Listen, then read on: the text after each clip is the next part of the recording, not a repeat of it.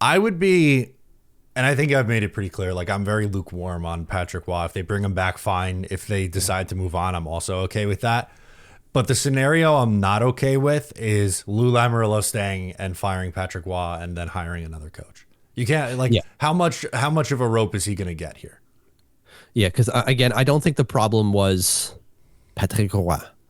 The special teams were, and Patty has a part to play in that for sure. He hand up admitted that he did bad by not practicing the special teams till halfway through the year.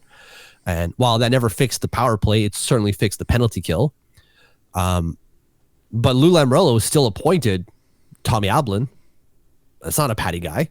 No, So that's not. You can't be like, Patty, you're gone because your coaching staff sucks. Like, I have one guy that's mine. The other guy is from the other guy, and the other guy was yours. I have one of my dudes. What are we doing here? Yeah, they got to let him have full autonomy over the coaching staff. But I'm with you, right? Like, I would love to see Patrick Roy back because as a French Canadian, I freaking love Patrick Roy. But if he's not around, then I'm not going to cry over it either. Like, this was not a good year. It really wasn't. Did he do certain things to try to help the team? Sure, he did.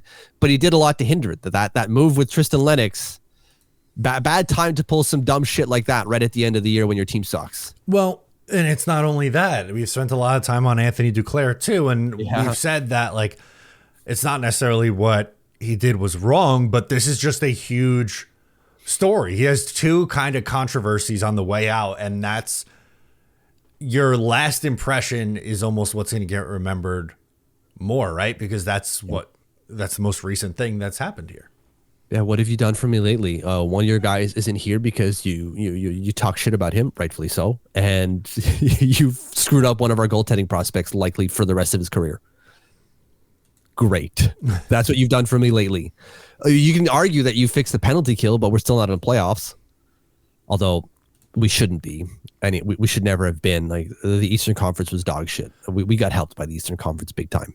Yeah, the Eastern Conference obviously not anywhere close to what the West looks like this year.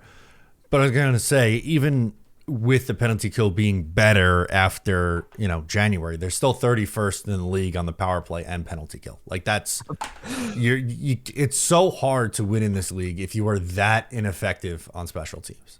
Yeah, you really kind of kneecapped yourself there. It's just horrendous. So yeah, if he doesn't stay, fine. If he goes, you're right. If he goes, but Lou stays, I'll have questions. I'm sure everyone else will. Yeah, of course. That doesn't make any sense. And again, like, I'm not sitting here telling, like, oh my God, Patrick Waugh's done such an amazing job, he has to stay. It'd be ridiculous to fire him. If they decide to move on, okay, good. Yeah. But you better also be moving on from the GM, because he is just as much to blame for the Islanders not being a good team this year.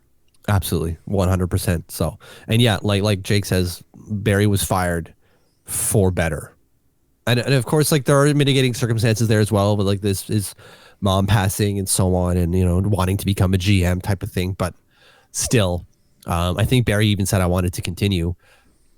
So, like, if you let him go and you gave him Zdeno Chara, Andy Green, and COVID, like, what are you supposed to do with that, man? And he's still got you a better year. If you like that, make sure to subscribe to Up the Turnpike on Patreon for more exclusive New York Islanders content.